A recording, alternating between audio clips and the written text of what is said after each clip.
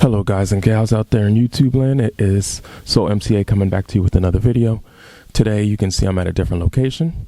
I'm actually at my church. We're about to have rehearsal in a few minutes, and I figured I got a couple minutes before these guys get here. Let me see if I can hurry up and get this lesson in.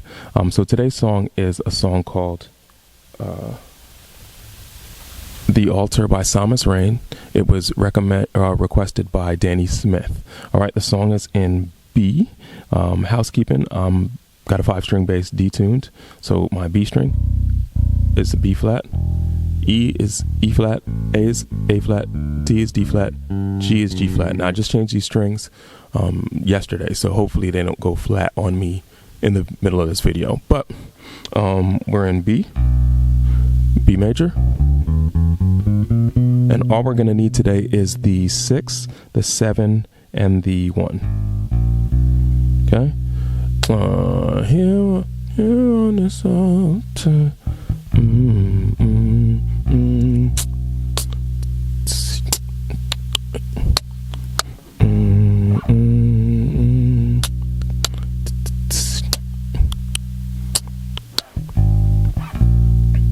All right, and that's the whole song. If I was counting it, 1, 2, 3, 4. 1, 2, 3, 4. 1, 2, 3, 4. 1, 2, 3, 4. 1, 2, 3, 4. 1. All right, and obviously the numbers I was giving you there was just the drum beats, not the actual numbers that correspond with the progression you need. So the song is pretty simple, and Danny Smith, I'm not sure if you were trying to bait me into giving you guys some more licks or something along those lines, but here is what I will do. I'll make some recommendations because this song is so simple, but it's also very worshipful. You'd never want to get in the way, and so there's a couple of things that you can do to make it less mundane. One of the first things you can do is palm mute, right? So you take the fleshy part of your hand here, place it right against your string, and play with your thumb. You get this kind of muted sound. Right? And the good thing about muting is you can almost do no wrong when you mute. So I use a lot of octaves and fifths, just period, but especially when I mute. So let's...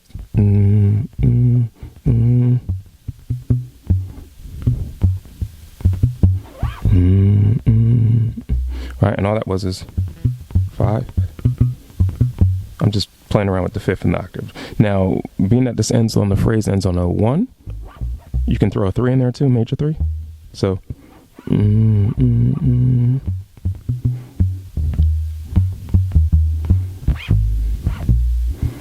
right, and because it ends on a 1, you can also do a major pentatonic. So.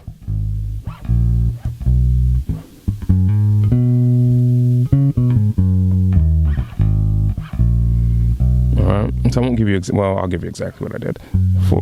5, 6, 1, 2, I think I did. Back down 1, 6, 5, or something like that, all right? Just play around with the pentatonic. The pentatonic is a gospel bass player's best friend, both the minor and the major. Start it somewhere else. Don't always start at the 1. And just like fool around with it. Play some notes twice, skip some notes, do double up on things, slide, do a hammer on a pull off, just to make it more interesting. That was a pull off. That was a slide. All right, try different things with it to make it sound better. Also, with a song that's worshipful like this, you want to go into your higher registry, make it sing.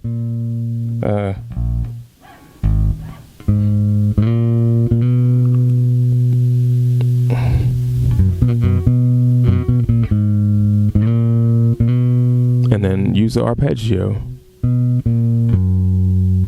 8, 7, 6, 5. That was a major arpeggio. Back to the 6, 7, 1. All right, just try different things. I'm just going to give you ideas. I don't want to give you too much lick things. Actually, don't want to give you any lick things. Like, I'm not a big lick guy. I tell people that all the time. People, well, what did you do? I just play what I feel at the time. I'm not a guy with a deep bag of licks that I practice every day and do. Like, I just do scale things. Major scale.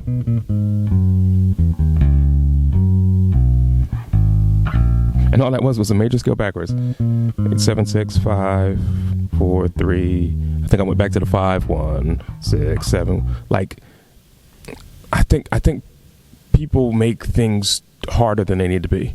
I don't know why people think I'm a good bass player. I'm not a good bass player. I just use the same things, the building blocks everyone else has. I'm a bass player that I use the major scale. And people are like, oh, what was that lick that you did? It was a major scale.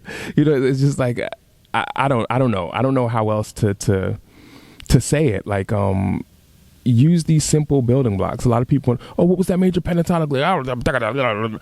Like that's good and it has its place. And I'm not knocking those guys at all. I'm not really a concert bassist. If you got a concert and you want like a lot of hits and breaks, I'm not the bass player to call. If you want a solid groovy bass line, if you want anything like Caribbean, whatever, I'm a guy that you call because I'm going to just keep locking in that repetitive, constant, you know, whatever. I'll give you that, give you a drive. I can color it up a little bit too, but I'm not going to be able to give you like full licks and stuff. But when I go for things, I do try to go for things that are tasteful and in scale. I do know some theories, so I do licks and stuff that are applicable, that I know will fit no matter what.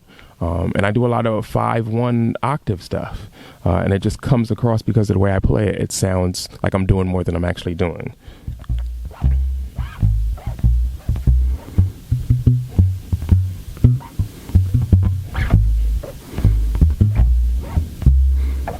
Sorry. Right? That all of that was the fifth of whatever and the octave of whatever, and moving at the same time with the scale. So play around with that stuff. Let me know with this particular video if the audio is coming in mono, meaning is it only coming out of one side of your headphones and your speaker, or is it coming out stereo, coming out both sides of your headphones or your computer monitors or whatever you're using to listen to this. I did not like the audio in the last clip. I thought it was terrible. But some of you said the setup was good. I didn't hear any complaints, surprisingly, about the sound. But when I went back, it was horrible. So I'm going to see if I can set something up differently. But let me know how you prefer the audio on this one versus the last one. I'm sure it will be a lot better. I do seem to lose some things in conversion. But anyway, I'm Soul MCA. If this is your first time, like, subscribe. Leave comments anyway. I need to know how the sound is sounding.